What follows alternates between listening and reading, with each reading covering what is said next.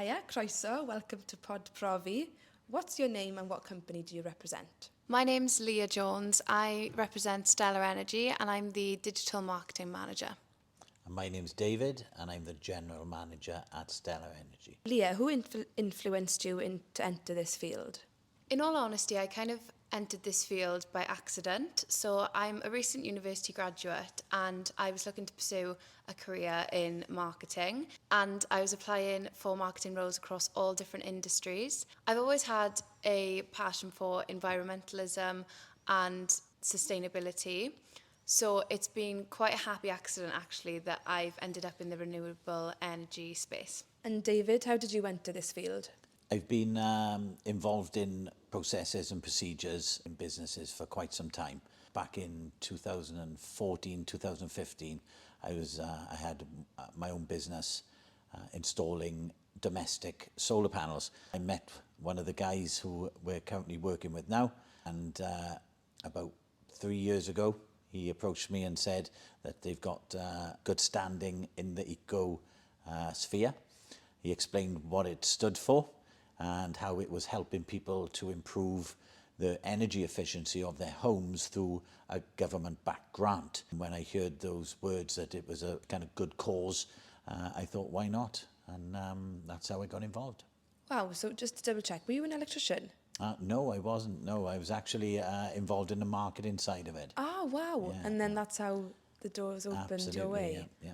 Wow, It was that's quite really lucrative exciting. back then. The solar industry had something called a feed-in tariff, which meant that if you actually invested in solar panels on your roof, the government would guarantee you a return on your investment over a 20-year period. So it was really lucrative, but then the amount of funding decreased and decreased and decreased, and that kind of phased out. So that's how I got into the kind of sustainable and renewable energy sector. Right, okay. It's all very exciting. I think it's all, we need to move with the times, and it's just so important with the current situation with being green. It's so important that Absolutely. we are ahead of our game in Carmarthenshire and Wales as a whole, I think. Yeah. Okay, so as Stellar Energy, what do you as a company represent and what can you offer? So in a nutshell, Stellar Energy are a heating and insulation grants and installing company. So we work based off of the government's Eco4 and also GBIS schemes. So Eco stands for the Energy Company Obligation, and this scheme has been running for a good few years now. So this enables homes with the lowest energy efficiency ratings and those with residents that need it most to increase their home's energy efficiency, to reduce their energy bills and make their homes warmer and cheaper to heat, essentially. Great answer. Yeah, anything to add? No, I think Leah's just summed it up. We are the middleman, if you like. You've got the housing stock in the UK, which varies in age. All the houses vary in age. New builds going right back to houses built in the 1800s. And as you can imagine, not all of these homes over the years have been built to the regulations that are in place today.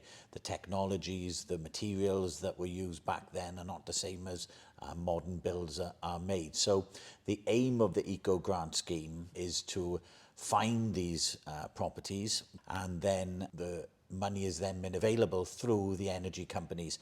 It's called Energy Company Obligation Scheme because the government has enforced it that these energy companies are obligated to give up some of their profits back, making homes more energy efficient. Where we sit in the eco sphere is you've got the properties and you've got the occupants of those properties.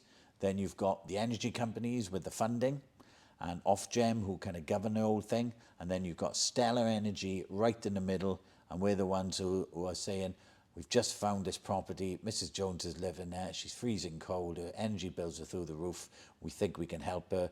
The scheme says, great, what do you think you can do there? We can fill her cavity walls with insulation, we can insulate her room in a roof, we can take out her old boiler, which is not energy efficient at all, and we can replace it with, for argument's sake, an air source heat pump which runs on electricity and not gas or oil or LPG. Because it runs on electricity, guess what we're going to do as well? We're going to put some solar panels on her roof, and then that will make sure that every single day when the sun comes up, that is contributing towards the running cost of air source heat pump. They say, fantastic, Does she qualify? Does the house qualify? We say, yeah, we've qualified everything. Great, crack on, do the work. We do the work. They then inspect the work. They say, yeah, that's spot on. And then they give us a few pennies at the end of it. And as well, this is all completely free of charge for any of the occupants of the homes that qualify as well. It's a really great scheme. It has a lot of positive social impact, economic impact, and most importantly as well, environmental impact. And this is a scheme that is directly contributing to the government's efforts to reach net zero. That's great, and a lot of information for me to take in. To be honest, I did research, but I think you've blown my mind with how it works and the process as well. Obviously, I knew the basic of it, but you've gone into depth, and that's really important. And it's so important that the message is clear and out there. As you said, the aim is to get to net zero, the government's aim, and we all need to work as a team to reach that aim. Yeah. David, is there potential for a career development within the company? Oh, absolutely. Stellar Energy believes, there's a saying in a very famous book, and it says that a gift makes room for itself. And we believe in Stellar Energy that a person's gifting certainly can make room for itself.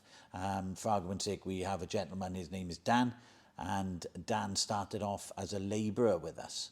So his job was, on a technical level, wasn't very technical, just looking at an able-bodied person who could follow instructions. And Dan's been with us for a number of years now and has actually progressed through the ranks. And his job now is to oversee all the different teams of people going out there. So he's worked his way up. So certainly we are all about upskilling people and are always really, really excited to see people coming in who just want to better themselves and further themselves. Yeah, and just to add to that, we've attended a few energy efficiency conferences and exhibitions over the last few months, and it's been highlighted multiple times that there is a skills gap in the energy efficiency industry which needs to be filled, and there is so much potential within the workforce to be upskilled as well, and for awareness to be raised about the opportunities within the renewable energy space. So at Stellar Energy, we are trying to get ahead of the curve and take it upon ourselves to provide our workforce with the adequate skills and training in order to make a real impact within this sector ourselves and hopefully kind of lead by example in that sense, which is why we've actually partnered with Coleg Sir Gar to raise awareness amongst young people that there is a career in renewable energy and also to upskill the current workforce. Absolutely. And as a kind of rider to what Leah just said, we believe in people, we believe in the local community, we believe in local businesses, we believe in the more you can invest in people, the more those people are then able to return in some sort of service to either us as an employer or to the community in which we live. And a lot of the skills that we want to see our employees kind of furthering themselves in are, we hope, transferable skills. So even if they leave Stella for any good reason, then they go on to other places, and the skills and the experiences that they've had and learned from Stella then are transferable into other roles, which we all benefit as a community from. I think that's really important, that you can be that company that helps to build up that ladder to get to that top, we'll call it. Yeah. But then you give back to the community as well. As you say, people do move on, and sometimes there aren't job opportunities. Yeah, but absolutely. it's clear to see with Stellar Energy there is a pathway, and there is you don't just get to that job and you land there and that you're there for the next 20 years. There's a clear indicator of opportunities to build yourself, upskill yourself, and it's obvious that you as a company want to see people progress, upskill and develop as individuals. So I think that's really important, and it's clear to see that today. But as you said about in the community, I think as young people we do play a big role to give back to the community as well, and it works both ways. Yeah, absolutely. Leah, what would be your tip for a person looking for a job who aren't sure about their career pathway? So I've definitely been that person. I I've never really had a very solid idea of the career that I wanted to pursue. So a lot of people, they follow their aspirations from a young age. So some people know from a young age that exactly what they want to do, if they want to be a police officer or a nurse, or that was never me really. And I've definitely taken a few different turns within getting to this point where I'm at now. So when I applied for university, I applied for one course and then decided that I wanted to change courses and change the trajectory of my career path. And I think it's important as well, just as a bit of reassurance to young people, that it's never too late to change the trajectory of your career path. And although it can seem daunting and that everyone has it figured out, I promise you they don't. And you might feel like the only one amongst your peers that doesn't have a solid idea of a career path, but I promise you, you are definitely not in it alone. And I've personally felt like that as well, especially as you progress through university and you get older and more of your peers have like grad schemes lined up or masters lined up, or just generally have a kind of idea where they're going. It can feel daunting to enter the workplace, but some of the tips that I would say are, sometimes it's easier to look at your skill set and look at your experiences and use the process of elimination to kind of whittle down what kind of sectors or what kind of roles that you think you might enjoy. If you're in education, definitely try and seek out any work experience, any internships, any volunteering opportunities, or even summer jobs that you think could be relevant to building skills for any kind of sector or role that you think you could fit into in the future. Because not only will that help you build valuable skills that you will be able to transfer, it will also kind of help you determine, well, is this actually a job that I want to pursue? Take it from there, really. So my advice would be, if you're looking for a job at the moment, definitely utilize platforms like Indeed, LinkedIn, and things like that, and the notification aspect of it, because if you have your job notifications on, then you'll be the first to know about any jobs that might appeal to you, and you'll have the most time and preparation that can go into your job application. And I would definitely say as well, your CV shouldn't be a one size fits all to different job applications. I would highly recommend tailoring your CV and your applications to every single role that you apply for, because not only does that convey to the employer that you have read the job description in detail and that you've taken the initiative to tailor your application to that job, it also shows that you actually really want that job and that you have the attention to detail to bring into that role as well. With interviews, failing to prepare is preparing to fail. So the best thing you can do is to try and prepare for as many different scenarios as possible, because then if you are ever thrown a curveball in an interview, you will have as much preparation as possible to answer that question to the best of your ability. And as well, in this modern day workplace and in the job market, utilize the tools that are available, such as AI and ChatGPT. I'm not saying that you should ask ChatGPT to write you a CV. No one's going to be better at articulating your skills and experience than you are, but it can be very useful to prompt your own ideas. Regarding any advice to anybody looking at, looking for a job or what career to go into, the role that I'm in now very heavily bases itself around procedures, processes, KPIs, key performance indicators, policing on reports, this sort of thing. And when I look at what I'm doing now and how I know how to do it and where that education came from, it wasn't from college, it wasn't from any one place that I worked. It's an amalgam of all the places I've worked, all the different processes. I've seen good processes, bad processes. I've seen processes which are very complicated and need a heavy amount of administration. I've seen simple processes that need minimal amount of administration. Over all the years, I mean, I'm 50-something years of age now, and I started working at 15 years of age. I've been in all these different jobs over all these different years. I don't believe it is actually possible to have a bad job. I think any time invested in any job will benefit you somewhere down the line, if you've got the right attitude, that it's good to work. So even if you're out of work at the moment and there's a job, maybe it's not the job that you want or the job that, but it's a job, and you haven't got a job, my advice would be get a job. It doesn't matter what it is. Keep driving and keep pushing toward that goal and that dream and that aspiration that you're looking for. But no time invested is wasted time, in my opinion. And what you learn in one place can carry over to another and another and another. So my advice for young people at this present time is don't kind of pigeonhole your expectations for a job as to, right, unless it's this, I'm not going to work. You know, my advice is get some experience, get some work. It'll all go in your little toolbox for the future. Yeah, I definitely agree. All the experiences, all the drip feed from every job, it molds who you are today. Absolutely. And it's who you've become today.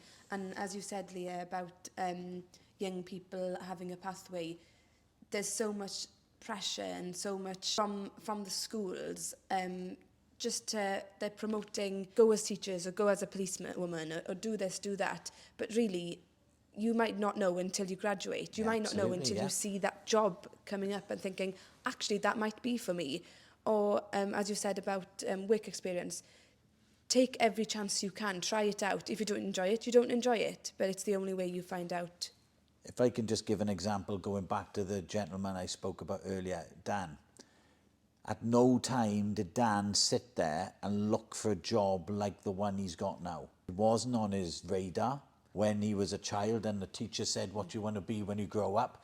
He didn't say that, and probably nobody in the class did. Now he's in a place, he loves his job, he loves life, he's a blessing to everybody who he meets, and that's my point exactly. Don't kind of put down the day of the small beginnings. You know, every little acorn has the potential to grow into a great oak. Yeah, and everything develops in time. Absolutely. And as you've used Dan as an example, he didn't wake up and think, actually, this is the job I'm going to do.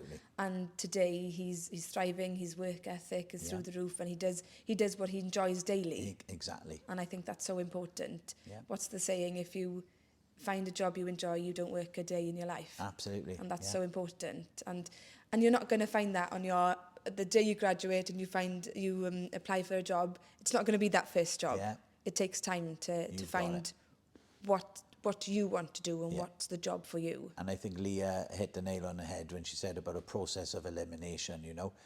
Sometimes in order to find a job that you do want to do, you have to experience a few jobs that you don't want to do. Exactly. So what do you both find most exciting about your careers? So as someone with a marketing role, I think it is very exciting to come into this field that is so dynamic and constantly evolving. I get to use my creativity in the role a lot, and it's very transferable. Like we discussed earlier about transferable skills, there will always be a marketing role in any sector, and I think that's what's so great about it, is if you become good at marketing, there will always be a role for you somewhere. For me, what I find exciting about the sphere of business that we're in at the moment is twofold. Number one, I love helping people. I'm a people person. I love seeing people grow. I love seeing people becoming the best version of themselves. I love seeing things improving in their lives. I just love people, and the opportunity to help people to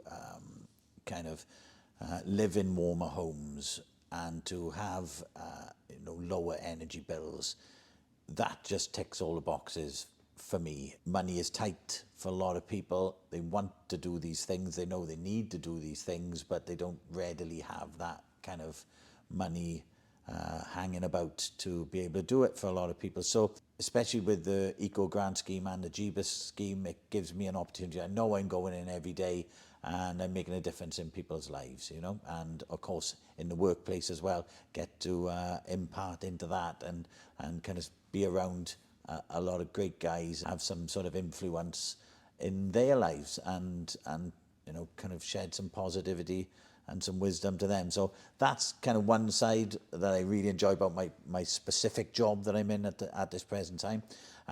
Regarding the industry, well, it's a little bit like being an umbrella salesman in monsoon season. You know, this is the way it's going. You've got to go along with it. You're going to be left behind. We are moving away from fossil fuels. We've moved away from fossil fuels. It's already happened, and it's just rolling out now. Houses are not going to be run on fossil fuels very, very shortly. And to be kind of in an industry that is booming, an industry that is growing, an industry that is thriving is actually very exciting, because we're on the kind of riding the crest of the wave, if you like, at this present time with this industry. And in a world where things are ever changing, where we've seen things in my lifetime that I never thought I'd see, like the coal mines shutting down, the steel works shutting down in Wales, you know, these things which were the bread and butter, cornerstone jobs. You know, you work for the steel works or you work in the mines, you know, and that was me when I was growing up in the 70s and 80s, gone. But in their place are coming other industries, other sectors, technology, you know, IT, these sort of things, social media and this sort of thing. So it's all very exciting. I'm not change adverse. And I think, you know, to be involved in this industry now, it's an exciting industry to be in. Anybody listening to this and you're looking for a market or an industry or a career that isn't going anywhere, it's not like a fad thing, then renewable energy is definitely one of the ways forward. It's obvious talking to both of you. You're in jobs and you feel rewarded. Yeah, absolutely. It's such a rewarding job for both of you. And the exciting aspect of both, marketing on its own, you know, it's moving so fast in front of our eyes, and moving with that is as important as living sustainable. And they go on par, I think. David, what would you say are the biggest myths about the sector? The biggest myth is that people feel that just because they're having this work done or having work done at their property and it's part of a scheme or a grant, that perhaps the workmanship might not be at the same level that they would get if they privately paid for the job. And that couldn't be any further from the truth. And the reason being is this: we are now currently in Eco 4. It's called Eco 4 because there was Eco, then there was Eco 2, then there was Eco 3, then there was Eco 4. They're 4-year schemes. It's been around for a very long time. We're in Eco 4 now, and it is more heavily regulated now than it's ever been. Back when it was eco, there were a lot of people getting involved in it who were just chancers. The infrastructure for policing it wasn't in place. The kind of governing bodies were not really sure how it should work and how it could be kind of administrated. So there were people who were part of that then, installing things who, without, and I'm not even exaggerating, they wouldn't even be able to have a day in Eco 4. The reason being is because it's so heavily regulated, because the specifics are so kind of tight. The materials we use have to be a certain brand, a certain make, a certain kind of spec. It all has to be evidenced. So before we get paid, before Stellar Energy gets paid any money, we have to then be able to evidence every single thing that we have done all the way along the line, down to the receipts, who we bought it from, photographs before, mid, after, kind of certificates, everything, warranties, and it all has to go over to the energy companies before they go, okay, here's some money back. Ahead. Okay, so that's the biggest myth. If anybody is considering having work done at their property by a registered installer of Eco 4, then they have nothing to worry about, because trust me, they would not even be allowed to go anywhere near anyone's home unless they were top quality. Yeah, that standard's obviously put in place for a reason. Higher standard than if you paid for a private solar now, you would not get the same level of guarantees, the same level of workmanship guarantees and warranties the grant kind of demands, so that's the biggest myth. Yeah, I completely agree with all of that. And we actually come across these myths from customers as well about the measures specifically. So we obviously install insulation, air source heat pumps, solar panels, and we do have concerns from customers that are rooted in misinformation. And we actually have a myth-busting series on our social media platforms at the moment about each specific product. So, for example, cavity wall insulation. A lot of the cavity wall insulation that was installed in the past did cause a lot of issues for a lot of homeowners, but they don't occur within Eco4 because, like Dave said, of how highly regulated all of the work is, all of the materials and everything like that. So if there are any concerns amongst customers, we do direct them to the series as well. That's so important, and that you've gone to the work of providing that information all together, and it's all in one place for the customers, or potential customers even, to see, so they can get their facts right, isn't it? Yeah, absolutely. Everything. Regarding working locally, what are the advantages of working in Llanelli? So as a recent uni graduate from the University of Bristol, I think there are a lot of advantages from working locally.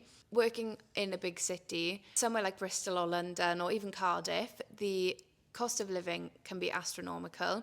As someone who's lived in Bristol, I think Bristol was voted the second most expensive city to live in the UK after London, and it is genuinely getting on par to London at the moment. The rent can be astronomical, council tax, anything like that.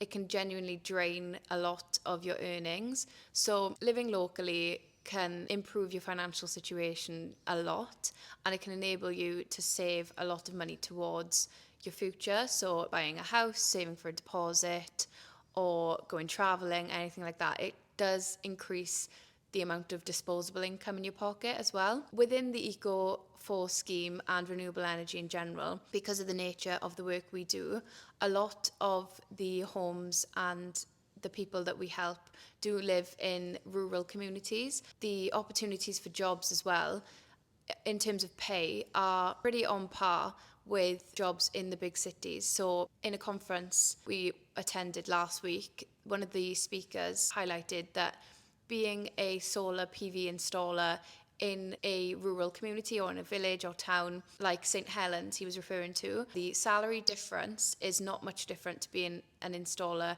in London. The draw has always been go and work in the big cities. The draw has always been the money is better. If you go to Manchester, you go to Birmingham, you go to Bristol, you go to kind of London, and that's where the big money is. But as Leah said, that's where the big cost of living is as well. I mused earlier regarding being an umbrella salesman in monsoon season. Working locally in this sector is far more advantageous than working in the big cities, and the reason being is because the more rural the area, typically the older the houses, the less energy efficient they are. The less energy efficient they are, the more in need of an energy efficiency upgrade they are, and therefore the potential for us to be able to help them is higher. Definitely in this sector is a good place to be. It's fantastic for both of you. I think it's lovely that you're in the area and you obviously work in the sector you believe in, and it's inspirational. Have you found that the Welsh language have helped you in your jobs? So as a Welsh speaker, I think it's certainly given me an edge within the job market. The way I would put it is, being a Welsh speaker is never going to detract from any job opportunities that you have. It will only supplement your job applications. So if you are considering working in Wales, having the Welsh language is definitely going to be beneficial for you. And within my role specifically, my role involves a lot of liaising with customers and attending the jobs in order to film them for our social media channels.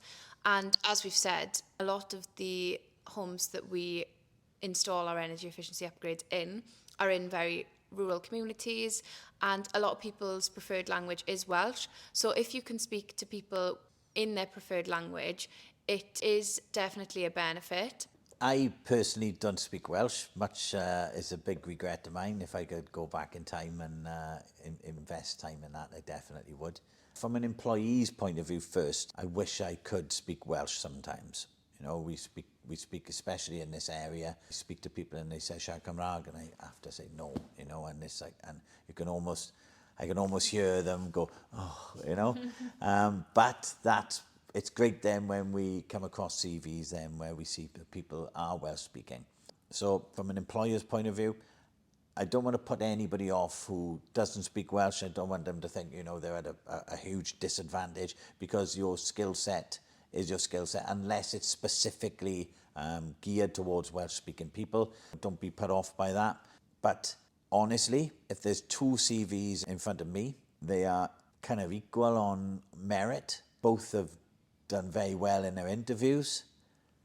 And I'm kind of going, I don't know really which one. There's nothing between them. But one of them speaks Welsh and the other doesn't. I'm probably going to go with the one who speaks Welsh. Yeah, it is that extra skill that you can give. Absolutely. Especially in a community like we live in here. It's an advantage, and people are comfortable in that first language, the language they're raised in, and it's quite important that they can be comfortable with that customer service through the Welsh language if that's what they prefer. That's great. Thank you so much for you both for your time today and the tips and advice you've shared with us. Diolch yn fawr.